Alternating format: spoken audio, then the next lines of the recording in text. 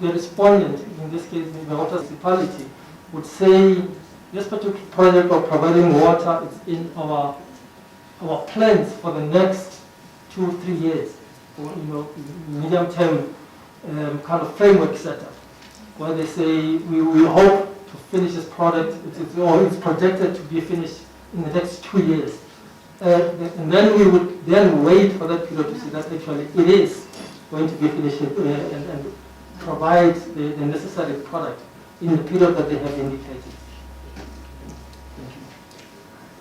I think let's rather leave the comment there, because I would like to challenge you on that as well, because we can't wait for 3 years for an implementation plan that was provided by the municipality before we can implement real and enforceable human rights. So interim plans, etc., we need to follow up. We can't be hoping.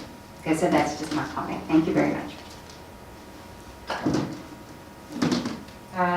Thank you very much, Mr. Masoko. I'm now going to give you 2 minutes to make any closing remarks that you may have. Thank you, Commissioner. In closing, I would like to say we, as the office, we thank this opportunity for us to come and make a presentation here and forge the kind of relationship that has been captured in memorandum of agreement between us and various other institutions, including the Human Rights Commission. This has been eye-opening. It's not a first engagement with the Human Rights Commission. But one can add that in terms of your reservations about the submission that you made, it could have been better, and we had a clearer indication of what was required from us as a commission. And we as the indicated, we can engage on that and rectify or embellish what we have provided to you in terms of fuller information, as you had indicated you would have loved to see in the report. The information is there, but like I said, it was not very clear what was required and how far we could go in terms of providing the information that was required. But that can be done. Thank you. Okay, thank you. In addition to that, could you tell us, in your view, particularly in your position now as a senior investigator, where are the gaps or opportunities that you see for collaboration between the Office of the Public Protector and the South African Human Rights in addressing some of the issues that are on your desk?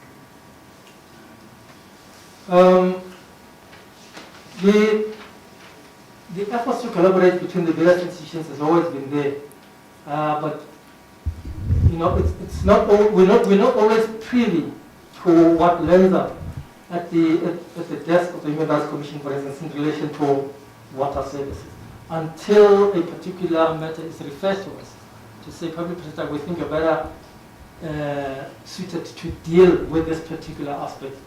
That's the time when we really get to know what is on the desk of the Human Rights Commission. And in instances like this one, where we invite each other to our occasions, to our hearings, to seminars, conferences, where issues are discussed. But one can hope that we can open up the scope a bit more in terms of zooming in and knowing, for the Human Rights Commission to know what is on the public protector's desk in relation to issues around water service provision, issues around housing provision, for instance. And for the same to be done with the Human Rights Commission, for us to know what is on your desk in terms of in relation to this particular issues, so that beyond just referring individual complaints across the two institutions, one has a broader picture of what is on the desk on that side, and there also a view of what is on the desk on this side in relation to these issues. Thanks, Mr. Masoko. Our time with you has now come to an end. We will leave it at the point of requesting you to please go back, take our comments into consideration, and sharpen your report. We will follow up with a formal letter requesting the submission of the report again. because we really cannot accept this. But most importantly, we must highlight to you that this is not an adversarial engagement, and I think you can tell. We are, as a country, in a deeply desperate situation. People are dying because they don't have access to services. And those institutions that have been vested with the responsibility to make sure that this doesn't happen have a duty to do things in a different way. And we have based this hearing on the need for us to return to the spirit of Ubuntu and working with excellence. This report does not speak to that culture of excellence. We have an obligation to hold each other accountable towards the vision and the mission of ensuring that the constitutional promises are delivered to those that deserve it. Thank you very much, Mr. Makhlobo. We appreciate your time. We appreciate the Office of the Public Protector, and we look forward to working with you in the future. Thank you. Thank you.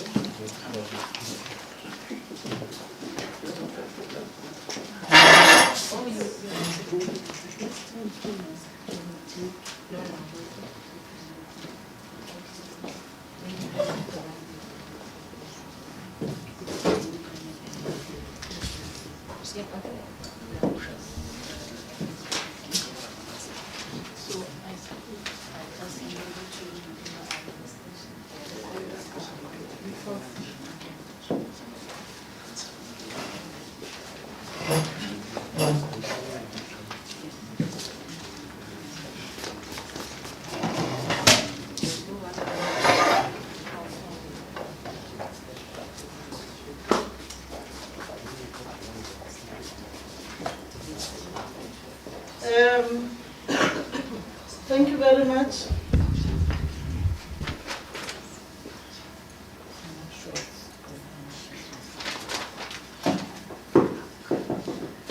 Thank you very much. Now we're going to be calling in our municipalities and also handing over to Commissioner Julie to do the outlining of the House rules and procedures for the presentation by our municipalities. For now, may I invite the Mopani District Municipality, Mayor Councillor PJ Shai and the MM to come to the fore. Mayor, you will take the podium, and the the municipal manager will be seated over there, as then the commissioner will be taking over with you. Thank you very much. You are invited to the floor. And for everyone who's seated, there are sachets of sanitizers. The reason why I'm not doing rounds with the sachets is because you all have the sachets with you there. Kindly sanitize. Sanitize continually.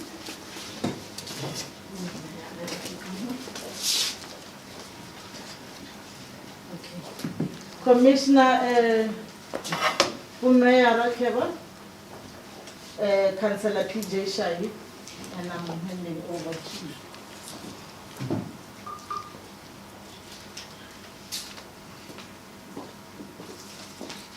Mr. Shai, welcome. Thank you very much. You are most welcome. Mr. Shai, may I request that you state your full name and surname for the record, together with, if your colleague is also going to be assisting you in terms of your presentation, then your colleague will also then have to state their full name and surname for the record. Thank you very much.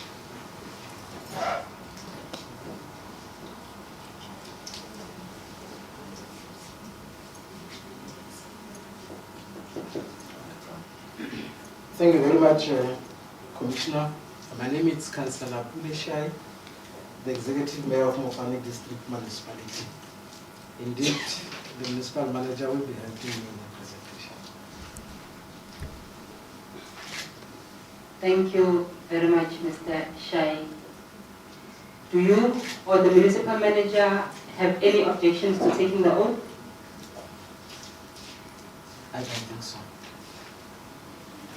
In that case, will you both raise your right hands? Do you swear that the evidence you shall give today shall be the truth, the whole truth, and nothing but the truth? If so, please say, so help me God. So help me God. Thank you. With the oath now being administered, Mr. Shai, you will have 25 minutes to make your presentation. If you wish that part of the 25 minutes shall be shared between yourself and the Municipal Manager, you are most welcome to do so. Thereafter, the panel will engage you on your presentation. Over to you, Mr. Shai. Thank you very much, Commissioner Tule, to your colleagues, Dr. Tata and Victor Madida. Let me, through your indulgence, with my opening remarks, submit that Mukhani District Municipality is a water service authority.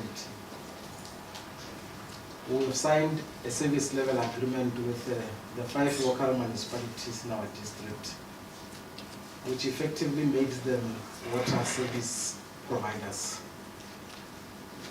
We are a drought-stricken district, and in the district space around provision of water, there are critical players. Department of Water and Sanitation as custodian of water resources, Lepelle Northern Water as an implementing agent, ourselves as a water service authority, the locals as water service providers, and then we have the irrigation association and the water utilities in the private space playing a critical role around the farming space.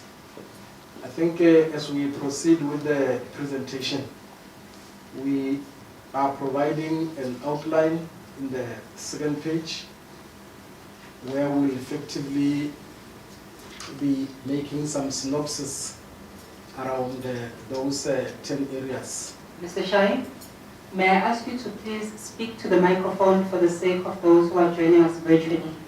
Thank you very much.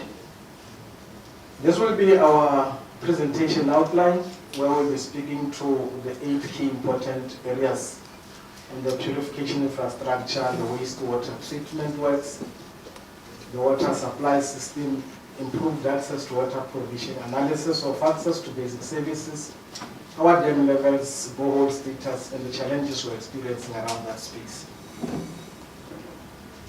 The next slide will basically paint all our water purification works within the district. And there we are submitting that there are 22 water purification works. And the majority of them belongs to Mukhani District Municipality. And there are those that belongs to the Belle Northern Water. I think 2 of them. There are those that which belongs to Zanemi because of the service level agreement. They are doing it on our part. And then there is 1 that belongs to Department of Public Works. If we could move to the next slide, which I was effectively speaking to, giving a summary. Safe to say that there are 8 purification plants which need upgrade because their capacity is limited for now. If we could move to the next slide. In this slide, we are pointing to the wastewater works, which deals largely with the sewage systems in our district. We have 11 of them, And we have 2 of them which are new, which is Hoses and Campersras. All the other 9 need upgrade so that we are able to undermine all the cleaning that has gone badly in the past. Let's proceed to the next slide.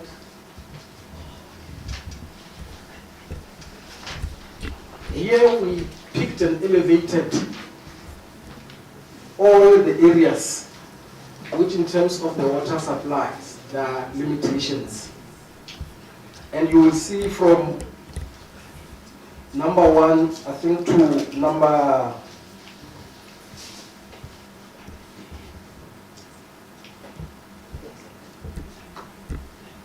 21, all of them are in Guyana.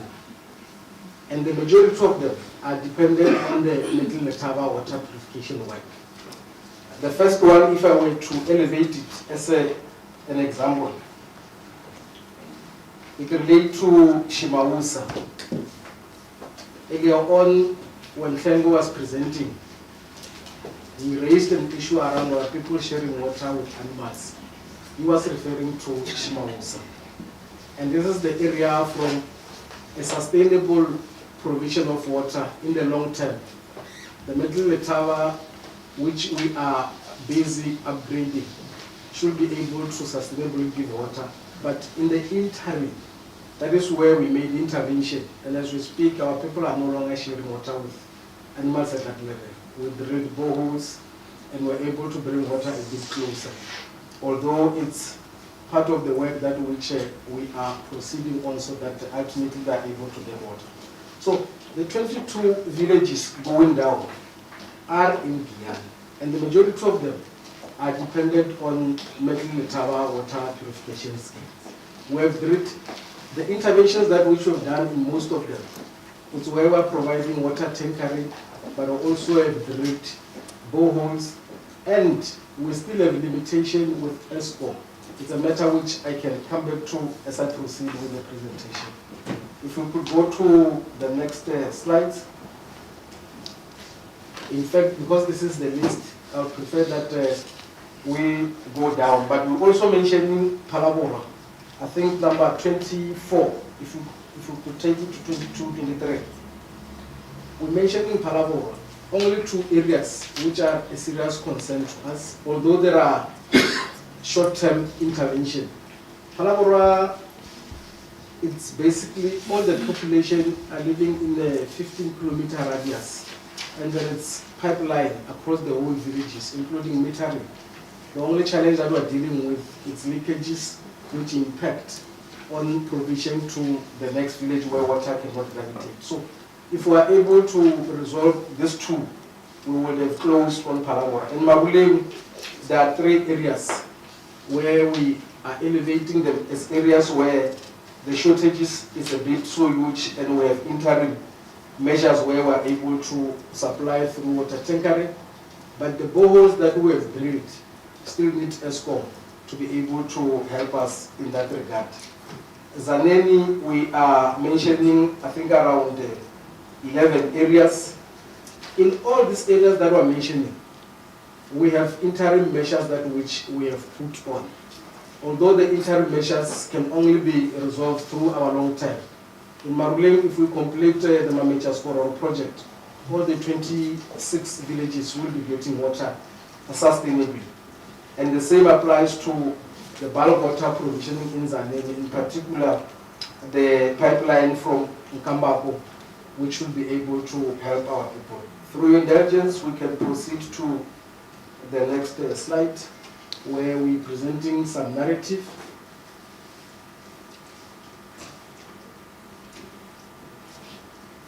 In the narrative, we want to elevate a few areas which we think came as a relief in fast-tracking the provision of water to our people. Paragraph 3, we're able to reprioritize 83 million from the MIG to intervene in the context of COVID. And those projects were able to provide water to our people. Although the limitation still remains, that because we depend on ESCOM for electrification, in instances where ESCOM has to come in, the tedious process of applying, but also energizing at the tail end, it becomes a source of a problem. We are dependent on one MIG funds, which help us to do your long-term project. We are dependent on RBIC, which help us to rehabilitate, refurbish, and provide infrastructure for reservoirs. We are dependent on WISIG, which WISIG becomes a quicker turnaround because we are able to reticulate and put in infrastructure that must be able to give our people water in the immediate. So the entire narrative speaks to these areas and the work that which we are doing with locals in ensuring that they were able to bring our people water at that level. Safe to say, we're also using MIG to provide for sanitation because it's our responsibility. The next slide, which becomes a table, it lists the infrastructure project which assisted in providing access to water supply in various areas. So we're painting 2016 to date, where we listed all the projects that which we're able to complete so that our people are able to get water. I think they count to around 61 projects in the past 5 years where we used your MIG and were able to complete the project.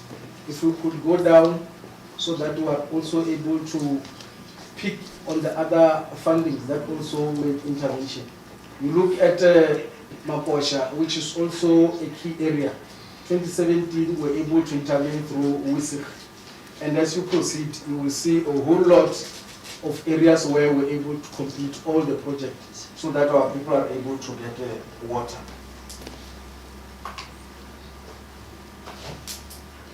In fact, let's go down in order to wrap up this important table. It's a long table, but in the main, it summarizes all the projects that which we completed, including the COVID ones. Let's proceed to the next slide. We're giving a synopsis, a summary around provision of basic services to our people. We have around 296,000 households in our district, and 249 of them have access to water. And you also have the 46,000 without access, where we're doing some intervention. So the backlog in the entire district is around 16%, and we're 884. Earlier on, I spoke about Palabora, which is also depicted in the entire analysis. Down there, we're giving a synopsis around the dam levels in our district. There are around 13 important dams in our district. There are those that which, even if they are in our district, they supply Polokwane, like your Ebenezer Dam. It's supplying Polokwane direct, like your Debnode Dam, it's supplying Polokwane direct. But from Mukhani, if you go to Middle Letaba, it's supplying both the people of Giyani and Makado. But if you look at the capacity of all the dams, Middle Letaba is a problem. Even when there is a lot of serious rain, the dam does not peak. Earlier on, we had a lot of rains, but the dam remained at around 6 or 7. Other dams were full. Because of the structural design and how the upstream around tributaries, many farmers are also playing into the same space. It impacts on the dam, but also even the original design and the location where we are working with DWS to do a lot of investigation so that we are able to turn around, because the majority of our people, like earlier on that I spoke about, those exmouths are dependent on Middle Letaba. It also impacts on our people in Vembe because they are also dependent on the water which we purify next to Middle Letaba, and they are able to get it that other side. So these are the dams which are in our space, and if you go down, we speak a bit about Mojaji and Middle Letaba Dam. The same narrative that I was giving. around the low levels that which we are experiencing at that level. We are also bringing in the issue of police. Police, it's in Letaba, and we just had a meeting with the Tsaneni Irrigation Board because there is litigation where they stopped the minister from proceeding with the project. And the people of Hapa and the Devils Kloof are still struggling with water at this level. So we're coming in from an IGR point of view to consolidate all the interventions that which are there. And we've placed this at the table of the minister. And we are busy with the minister dealing with the issue of the police space. Down there, we're giving borehole status across the whole district. There are around 1,726 boreholes which we have drilled in the entire district. 899 of them are operating. You have 827 which are not operating for the reasons of fallen columns. Some are dry, some collapse, some are vandalized. But the majority of them are awaiting ESCOM energizing. We had a meeting with ESCOM, I think 3 or 4 weeks ago, where there are around 274 applications at the table of ESCOM to help us with energizing. And this also relates to some of the projects around COVID, which to date have not yet been energized. And our approach at that level is that we are beginning to do our own self-build so that we are able to cut around the time span which ESCOM is having and is not helping us at that level. We are painting on the next slide the challenges and part of what we believe we should be doing so that we are able to resolve the issues of water. Of course, with grants which are over-committed, we have to review at that level our MTF so that we are able to accommodate all the identified and approved projects which are on our list. Indeed, we have a stalled project where we are engaging, including DBSA, on the funding mechanism so that we are able to resuscitate. And the stalled ones are due to litigations where some service providers are not happy. For the people of Marulei, the Mamager Skororo is an important scheme. And that is why when we engaged the minister a few weeks ago, we presented the fact that if that report could be signed and the release of the funds which are there already, the whole 26 villages will be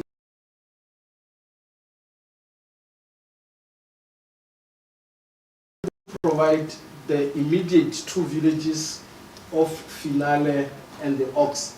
And with the work that we are doing in the next village of Sidawa, just towards Enable, there are the next villages, if this is approved, to benefit immediately.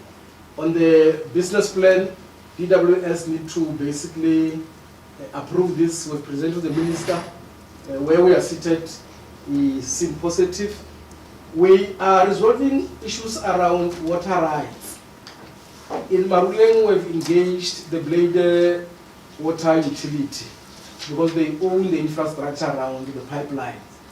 We've also engaged here in Zanini, the Zanini Irrigation Board, so that we are able to resolve the water rights, which include your agricultural space and other issues. In Maruleng, we still have a challenge around the land issue, where we have to plant or construct a dam, and the earth there belongs to a private person who says you can't come in. And from a compact and cooperatives engagement, we are trying to resolve that so that we are able to go quickly and put the infrastructure at that level. The Mwamitwa and the Zanini Dam, which we are raising so that we allow a lot of raw water storage, and when we complete that, we should be able to provide a lot of water to the people of Zanini. We then have the Guyane wastewater treatment, which we are upgrading. Should we do that, because we still lack funding at that level, we should be able to manage a lot of challenges around storage at the level of Guyane. Of course, Nandoni, the case that we made to the minister was that perhaps the minister should also consider appointing Mukhani as an implementing agent on some of the projects. Because from design, we are at the tail end in Guyana where we should be receiving water. But with the designs at the level of the plant, which still need to be dealt with the many issues in between communities before Guyana, our view is that we are trying to contribute in a manner that will seek to fast track this particular. We are happy the minister is on top of this one. A few weeks ago we met with the minister, and the plan that he raised is giving us that kind of thinking that things will be happening. If we go down, we want to pick illegal connections. Here we have adopted our bylaws. In fact, we've started in one community where when we remove illegal connections, we should be providing water there and there so that there is no gap at that level. Now the issue of ESCOM, I do not want to belabor it. We are trying to get our own self-built, but also using renewable energy, where we are able to speak to the local traditional leadership, and if we have to put solar, it must be a secured space so that we are able to energize and our people get water. So the ESCOM matter is very critical to us, because if we are able to resolve that, our people will be able to get it. In most of the boreholes where ESCOM is not energizing, we're also using generators so that our people are able to get it. So you will have a situation where if the bulk is not providing water, we come in through boreholes. The boreholes, if ESCOM is unable to energize, we use generators. And where ESCOM is able to energize, then our people are able to get water. Where there are limitations around those interventions, we then bring in our tankers so that we are able to provide water to our people. The most important one is the last one, the debt to other organs of state. With Lepelle, we are owing Lepelle, I think as we speak, some 350 million rand. We are also owing DWS some 480. We have zoomed into that space. Largely part of the debt with Lepelle, it's historical. From homeland, apartheid, from transition to local government to full-fledged organized local government, the debt is still there. We've made a case to the new board that perhaps they must reconsider this kind of debt. We engage the interim board of Lepelle, and through the case that we presented, they had to cut around 150 million so that we are able to deal with the current consumption, but also pay that which I think it's equally obligatory for us to do that. We have also engaged DWS. We have put areas where we think there are limitations, and they've agreed with us. And at that level, there is commitment that they should be able to put 8 million aside. And this makes us to struggle to provide for infrastructure that must fast-track efforts to give water to our people. But we've engaged the minister on this. And we believe that the engagement that we're having with the minister should be able to help us. We have also, through the district development model, brought in the private sector to help in the space. Palabora, you have PMC, which is a mining house, which has contributed through infrastructure to deal with sewage system at that level. So as we conclude, our view is that funding for the identified project should be able to fast-track our intervention mechanism. As you go down, is it the last one? Okay. Yeah. May I also bring the microphone up? Thank you very much. This is not the last one. I think there is still. Yes. We want to locate the second last bullet, the penultimate one, where we're saying for the financial year 2021, we used 450 million to provide water to our people. And currently we have the 489 budget, which we should be using for water and sanitation to realize access to water. But then we are also bringing in the fact that we did our own budget adjustment and we're providing for around 300 million so that we deal with issues of operation and maintenance. With the locals, we have satellite offices everywhere else where when we buy space, we are able to take them at that level. Thank you very much for now. If the municipal manager needs to make some more additions, I think it's important that he's able to do that. mean that those communities would have to be reached alternatively. And again, the same information that you have in your IDP also indicates towards rivers and streams that are also being accessed by communities to access water. So I want you to comment on that specifically with the aim of the water tankering issue. Now, in your IDP as well, you make very specific comments about limited water resources culminating in severe water shortages and regular drought conditions, which for me sounds disastrous once one would interpret that the right to water is constitutional right. But then you also go on and you mention that it's quite expensive to provide services to communities. In your IDP, you mention it's expensive to provide services. So I want you to comment as well on whether you consider the drought and you have considered approaching the relevant authorities who you would know to approach to declare these areas as problematic, and let me not put the words in your mouth rather. And then what is the budget that you have specifically allocated in terms of your disaster management possibly to cater to the water issues? Then further to that, and I want to refer to maybe just, it was my own lack, but I could not really find any budget that was set aside in the IDP to procure any new water tanker. And we take note that you are the Water Service Authority and that you have water service providers, but the mandate remains with the district. And I've checked in terms of the local municipalities, and I can't see any procurement of new in the IDP, but maybe you can just refer me to another document that will assist in that regard. What I did though notice was the procurement of a new mayor's vehicle at 750,000. And I noted a new vehicle to be procured for the speaker at 750,000. But I could not detect any water tankers, despite the increase for them. Okay.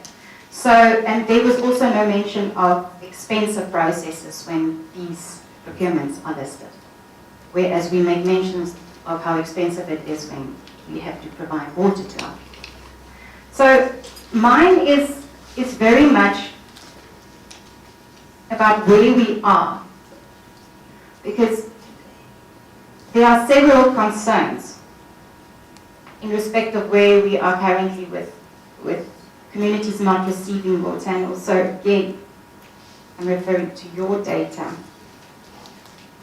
I think it is approximately, you classify as the number of households that are classified as needy within the municipality, in need of water services is 269,000. That's again in your document. Yeah? And I would think that is quite concerning. And mine would just be to, how are you budgeting? How have you made provision for that?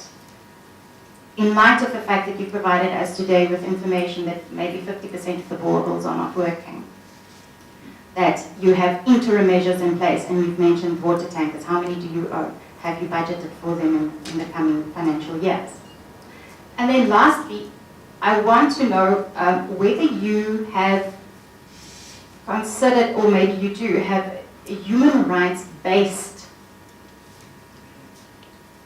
perspective when budgeting in terms of the IDP. Is there conversations around this when the budgeting process takes place? Because what we can see from the budgeting, from the IDP, is a lot of money going through to arts and culture projects. lots of money. We have music festivals, we have signage boards, we have interesting awareness campaigns which is budgeted for. So I just want to know, in terms of a human rights-based approach, whether that is in fact taken into account right at the beginning of this process, and then it's taken from there. And also then, how do you prioritize when it comes to things like arts and culture vis-a-vis the 269,694? All right, I think for now, that is my questions and comments. Thank you very much. Thank you, Dr. Kata. Mr. Shai, I know that you had preferred to take a round of hands, but Dr. Kata has put to you a number of questions that I think it will be better if you just address them first before we move to the next set of questions. Thank you.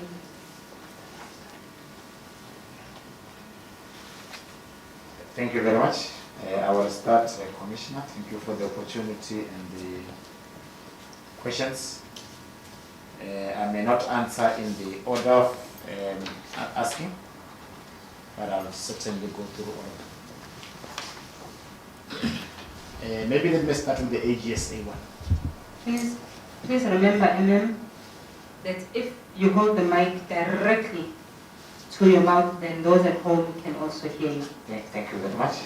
I was saying, let me start with the AGSA one. To say indeed, the report, it's familiar.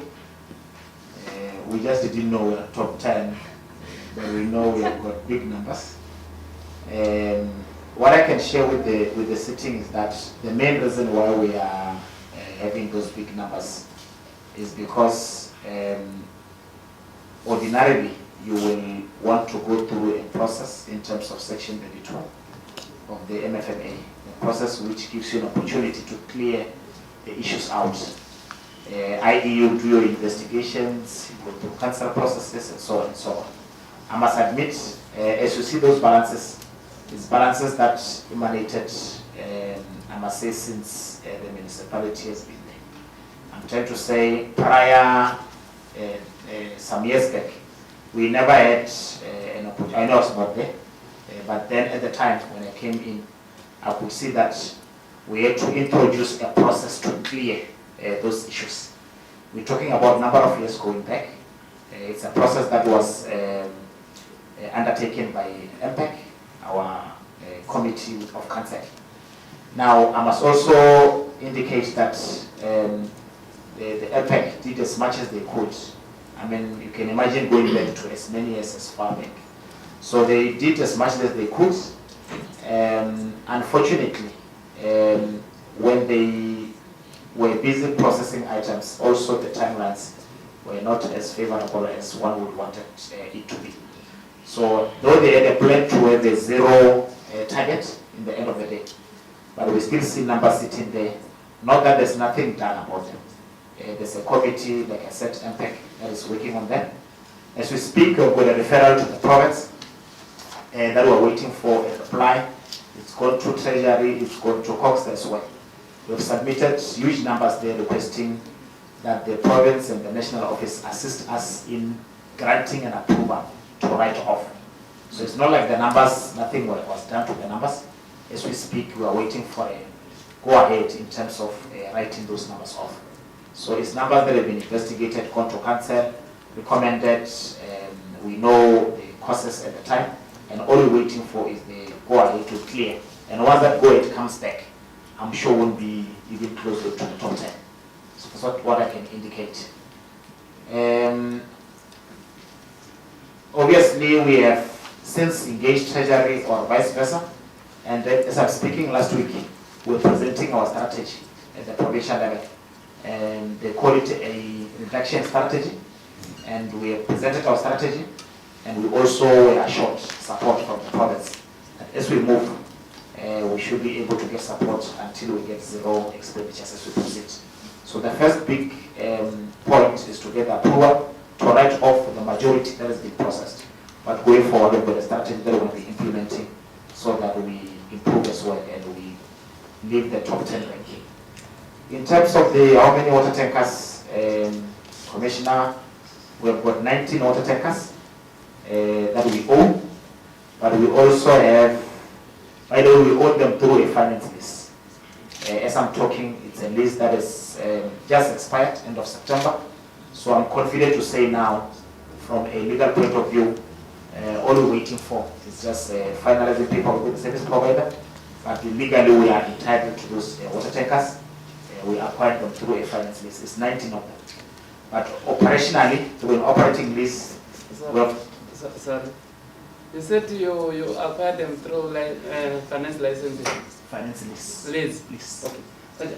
Yeah, I just want to find out who's benefiting from which company or how does it work? I don't understand. Maybe let me just switch on to mine. Yeah, I just want to understand one thing here. You always leave the gap. We are in the process. We are coming with the strategy. I'm sitting, I'm panicking because of the time maybe. You are leaving so many things hanging. I don't know, but now you're talking about lease. I want to know which lease and who's.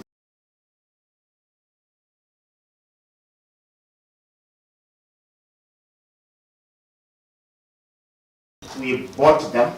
The process was actually a purchase. But because at the time we're not only buying the water tankers, we're buying a whole lot of other fleets. Financially, we had to say, okay, let's go through a finance lease, because at the time, if we had to run a one transaction, it was a bit too much financially for the municipality. So we went through a buying, just like when you buy your car with the bank. That's how we did it. The service provider is Metrobrite. That is the company that assisted us acquire that fleet. It was not only the tankers in the bank. It was the tankers and other types of fleet. So when I say we are waiting for legal documents, all I'm saying to the meeting is that the duration for the lease is expired. We now own the fleet. But just to give the meeting all the information, we say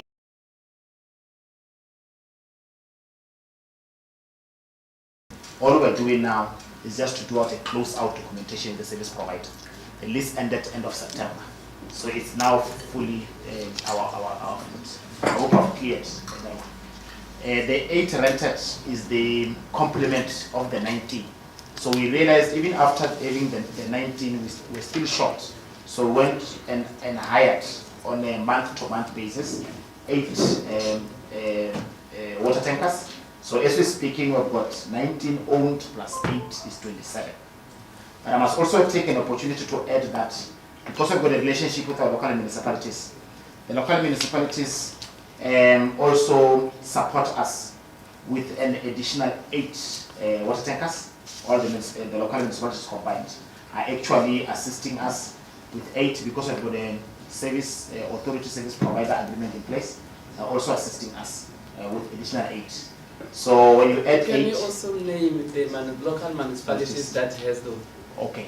It's all our local municipalities. It's Zane, Greater Zane, Greater Tawa, Maruleng, Panabora, and all of them. All of them. So they take a share. But there are 8. No.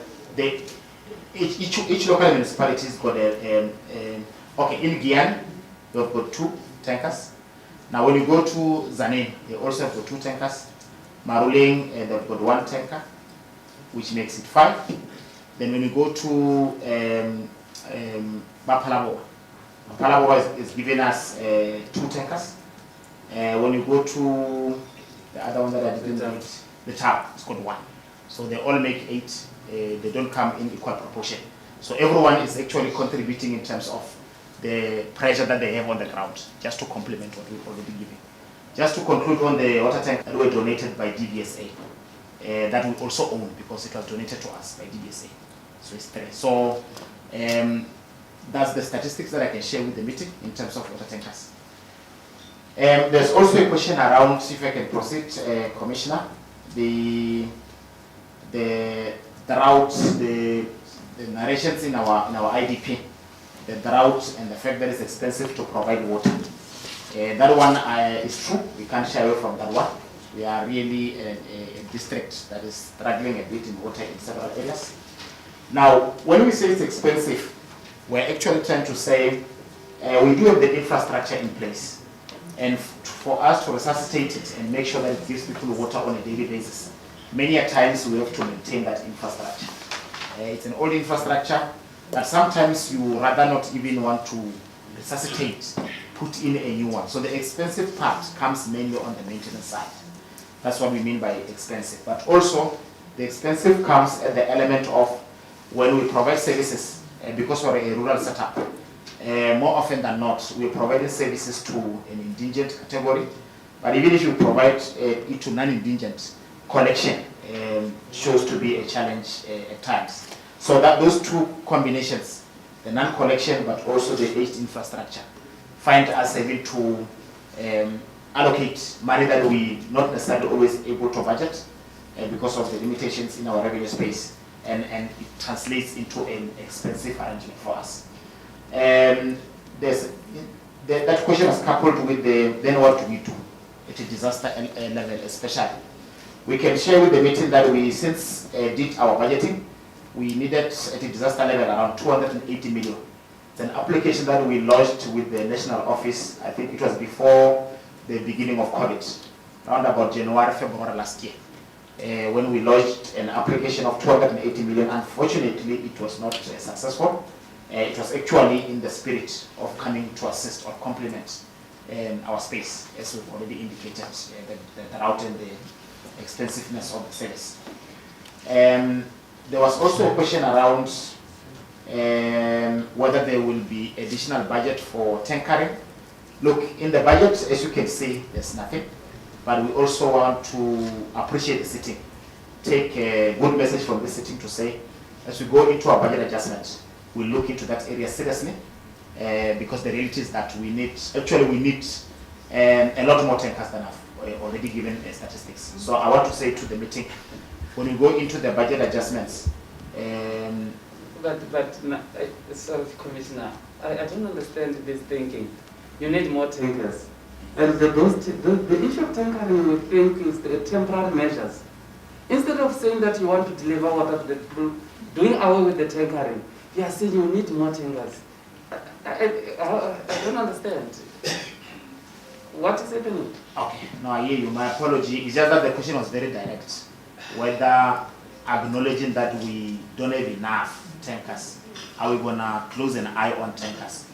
So I was saying, well, obviously it's something we'll have to take away, because the question, my apologies, Commissioner, for the dialogue. The question was acknowledging that it's not enough. The tankers we have may not be enough as that we lined up just to provide services. But at no time we're saying the tankering will be permanent solution. As we move, obviously we'll be facing them away with the project that we're implementing. As I go close, move towards closing human-based budgeting. Again, I want to take lessons from the presentation or from the advices to say we cannot be budgeting for the arts festivals and music stuff. That one I want to agree. It's just that as a municipality, our KPIs so we also acknowledge that we've got other KPIs that we need to get the municipality running, especially on the economy side. If you come in, we'll take you to our LED office, and for the economy to run, those activities that also come in to complement the economy of the district. Without saying we prioritize the economy over service delivery, we want to say we'll re-look at the budget so that we don't take a lot from basic services and redirect it to activities of that nature. So I'm saying to the meeting, for me and for a collective, it's an advice that we don't have to debate out and go back and do an introspection. So we commit to correct that.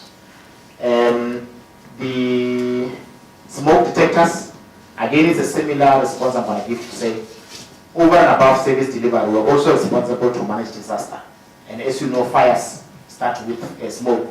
So it's just our early warning systems that we put in place so that when we venture into the responsibilities around disaster management, we also have got our systems in place. All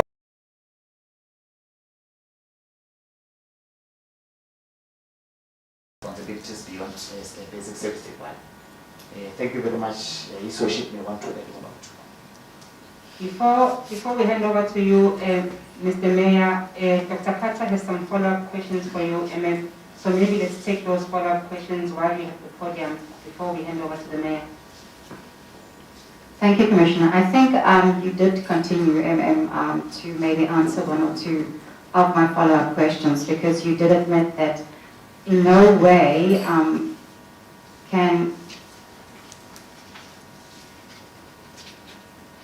270,000 households be serviced appropriately currently with what you are, a 50% borehole capacity, 38 maybe water tankers.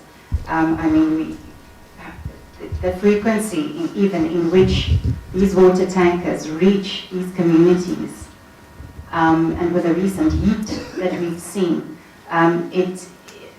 it cannot, it's definitely not meeting the need, but I have that concession from you, so I'm fine with that. And I think what my point was in terms of the human rights-based approach, although we do take into consideration that, yes, of course, there's other KPIs and et cetera, it's very important to keep that as a baseline. It's very difficult to convince our communities that a music festival is imperative when they are told there's no budget to bring them water during COVID. So you've answered and you've conceded. So I'm happy with that at this stage.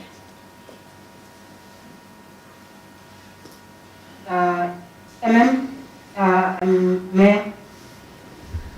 Thank you very much, Commissioner. I think quickly, let me embellish a few areas. One, we have not budgeted too much money to sports, arts and culture. If you look at the project in the IDP, the entire costing is around 3.45 million for the project. With a budget that we run of around 1.7 billion, the majority of the resources goes to water, project infrastructure, but also operations and maintenance. Two, the smoke detectors, which we have budgeted for in the context of disaster. There are vulnerable communities. I think it's 75,000 rand that we have budgeted for the financial year. The vulnerable communities in informal settlement, which are vulnerable to fire, we need to put something on obligation, because from a human rights point of view, we are responsible from a constitution to deal with fire outages but issues of disaster. That's where you will find that 75,000. But more than that, the households that are in need of water in the district, it's not 296,000. All the households in the district, it's 296,000. But with the provision that we've done to date, we're lagging behind a backlog of 16%, which constitute 46,000 households, which need water. And in this household, that's where we deal with those interventions. The debate around the tankers versus sustainable water, it's in the context that, let's go to Guyana. There's an ongoing to Guyana scheme. It's not yet providing that bulk sustainable water. There is Guyana Water Service Project, which was marred by a lot of corruption, which the SIU is investigating. And we are also making our contributions in that particular space. So that is resolved. And the project is now taken over by DWS. They are running it internally. They are laying bulk lines across. But those bulk lines have not yet provided water. And that is where our obligation as a water service authority is, what do you do when the bulk is not providing water? And then we come in with your boreholes, like the Middle Tower. We had to drill boreholes around the dam so that we are able to put in water, take it to our nearest purification plant so that the people of Guyana are able to get water. We had to, secondly, drill a lot of boreholes across so that where we are able to drill boreholes where people get water through package plants like Ozawa, we are able to do that and people get water. Where we are limited in that space, that's where we bring in the tankers. What councillors do is that they consolidate a schedule because we have less water tankers. They will be able to say, during this day, the water tanker will be working. If it's 3 of them as in Guyana, they will distribute to all the areas that which are affected. And those are the kind of interventions that which we conjure. But from a conversation around human rights, when COVID came in, all the monies budgeted in all the other votes were redirected, majority of them, through an adjustment budget to deal with the issues of water. The smoke screen that which we were supposed to purchase, we could not even purchase because we needed to quickly bring in issues that which are imperative to us, which is water. And in that instance, we were able to even bring, I think, 90 million from other votes into the water department so that they are able to deal with maintenance and operation. I've arrived at Mukhani 2.5 years ago. I'm still driving the old car which was bought in that other year. Perhaps from a budgeting point of view, because the car is out of the warranty and all those things. The IDP would say we want to buy, but we are not buying any car anytime very soon because it is not immediate. What is key are all the imperatives that deals with the issues of water. I felt I must just embellish those few areas so that we enjoy the remaining minutes to answer me. Thank you. I will now hand over to the municipal, to the provincial manager for further engagement.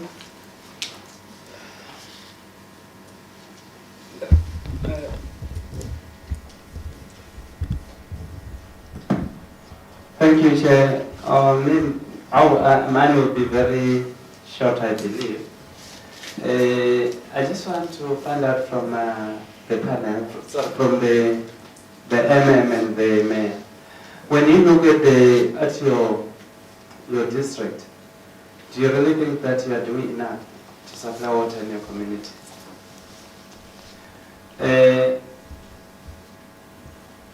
I just also want to find out if you know a village called Makera village in Guyana.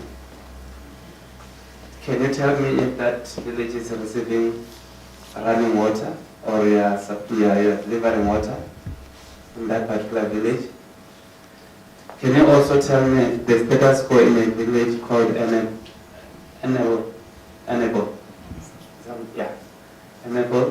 under Marudeni Municipality?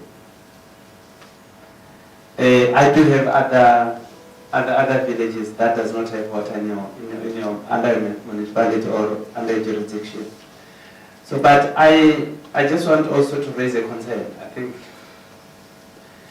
the biggest challenge that I'm facing sitting here is that you indicated that you have drilled boreholes, that we are waiting for ESCO to come and electrify or energize, whatever we can call it. But my question to you, was there any planning in terms when you invest money into drilling the borehole and then you end up waiting and saying to us that we are waiting for ESCOM to electrify the borehole without even giving the time frame, you're just waiting. So I just want to understand, when you are just waiting as a government institution, as a sphere of government that is responsible to deliver this service to our people, what would the ordinary people think or do in the meantime when you are waiting? You are not telling us whether ESCOM will do that in this particular date, and if they don't do that, what is that you will do? Because if you don't do anything, you are, in the eyes of the public, we are all government. So another thing, we are waiting for the minister to approve. Where is that report? To approve a certain report regarding expenditure. Regarding, let me just get it right. It's a DSW where you are saying that you are waiting for the minister, you were engaging with the minister. But all this engagement that you had with the minister, none of those engagements you indicated that we agree and we resolve this. None of those engagements you didn't indicate to us that this is what is going to happen. And you put the delay, I think if I can just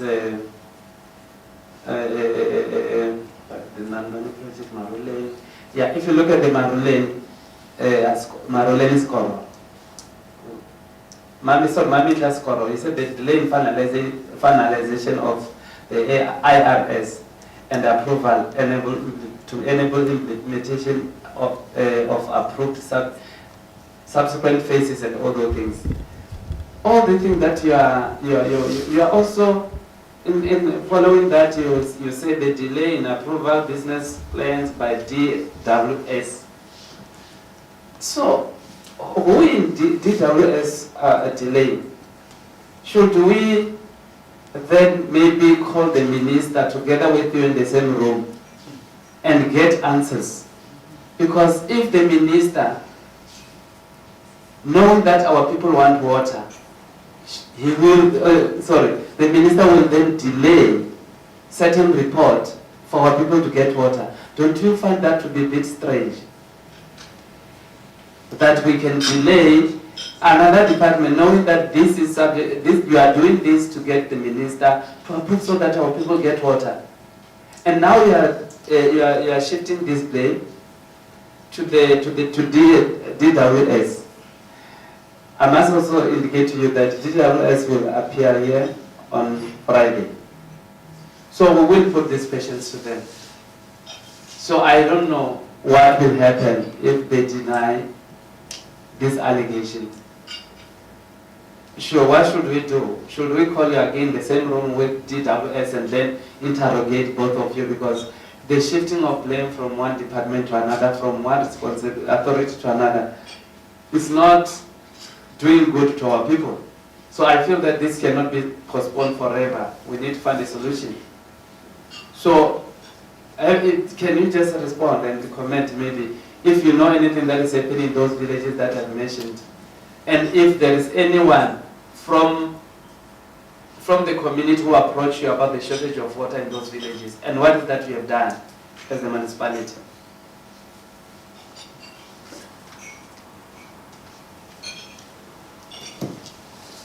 Thank you very much once again, Commissioner.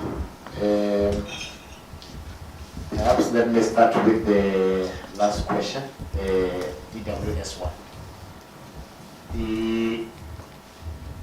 The conversation, if it came out to blame, we apologize.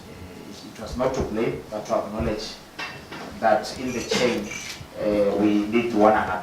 Everyone is doing a part. And elaborate on the IRS. Is with DWS. Can I just interject you? It's not, we are not talking, we are talking about delay. Once there is a delay, you should have given them time frame to respond and take a decision. And if you just submitted a report with no due date, they will take forever. They can take 3 years, 4 years. So if you are saying that they are causing delay, I don't know how you call it. To me, you are shifting the responsibility to another level. So then we want to intervene as the Human Rights Commission to make sure that we unblock these delays, because we cannot have a national department delaying our people to get water. We want to avoid that. Okay, maybe just to summarize that one. Thanks for the clarity. At the moment, we are waiting for our water services development plan to will be finalized. We are assisted by DBSA to finalize our plan. The plan, the date we have from DBSA, it will be finalized by end of October. Once the plan is finalized, the plan will then go to DWS. Okay, then now that is not what is here in your report then, because if you are still talking about the report that has not been finalized. In your report, you said the delay is in approval of business plan by DWS. So why are you putting DWS here before you have not given them anything? If you have not given them any document, you should have not even mentioned them here. No, it's clear, Commissioner. It's clear. But for the community out there, it's just to emphasize that we are at a stage where once DWS receive our plan, then the document will be approved. What the DWS did from the beginning was to engage us technically on the feasibility and other technical related of the project. So that work has been done. We've been engaging one another. What they're waiting for now is for us to give them our final plan so that they finalize. So, okay, just last question. I want to ask other questions because I feel that we must engage.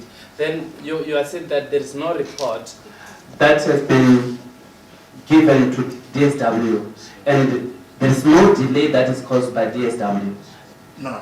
So to me that now can you agree with me that your report is misleading us? It's misleading. We will correct that part. No, I'm saying, can you agree with the content of this report that you are misleading the Commission? On the IRS? No, I'm talking about the delay that you are saying that is caused by the approval by DSW. Okay, well, without causing dialogue, I want to agree that it's us who must give them the plan to finalize. But also I want to agree that we are having information that we must update. Not that we are misleading you, Chair. I don't know if... Yeah, but in your report, it's here, black and white, that the delay is caused by the approval by DWS. I just want to get that clarity, because when you present the information to us, when you have not delivered, take responsibility. We can work together going forward. But when you shift the responsibility to another department, we have a problem because we'll leave this hearing with no one taking responsibility of our people not getting water. So you have not submitted the report to DWS for approval. The plan. The plan, yes. The document is submitted. The application is there. No, I'm saying the plan. Yes, here we are. It's written here. Yeah. Look at what you have written. We need to be very specific. We have been receiving inaccurate information, and it's very frustrating. Our people need water. We are taking this very serious. We don't have to play the war of words here. Let us be clear. Did you submit the report to DWS? The plan. Yes. So you are waiting for the approval. This is what happens. Maybe I should just quickly explain.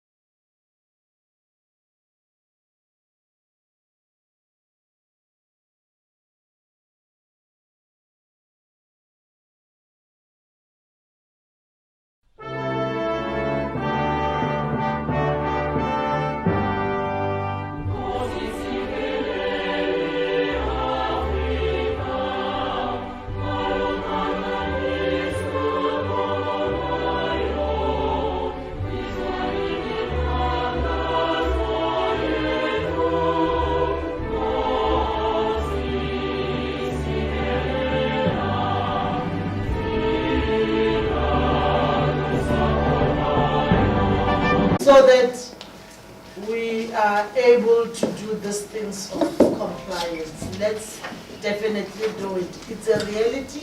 COVID-19 is here. Commissioner, as I can see,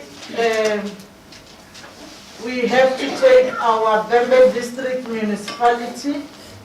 I would like to invite them to the fore and also to hand over to you. Avembe, we have Wu Councillor Nenguza, DA, and Wu Mayor T.S. Ndo. You are welcome.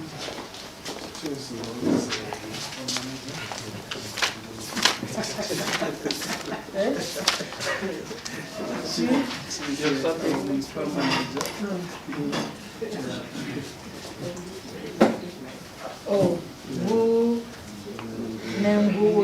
Nenguda or Nenguda. Thank you very much for Nenguda, for Executive Mayor. You can take the podium as the Commissioner. Yes, over there. You are given 25 minutes to do your presentation and 35 minutes for the questions, where you'll be joined by MM, and then the panel will take you. Who make Commissioner?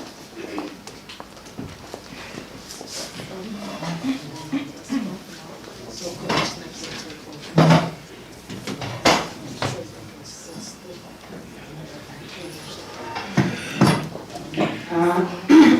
Councillor Nenguza and Mendo. Welcome to both of you.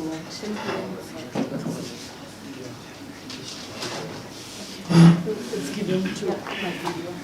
Okay, let me quickly check.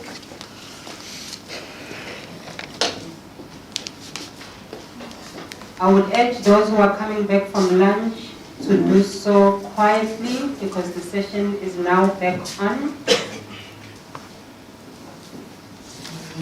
Councillor Nenguza and Mendo, you are both welcome. Could I get an indication from you if any between you have an objection to taking the oath? No. Would you kindly stand, Mendo? And would you please state your full names and positions, as well as which institution you come from for the record? Starting with you, Councillor.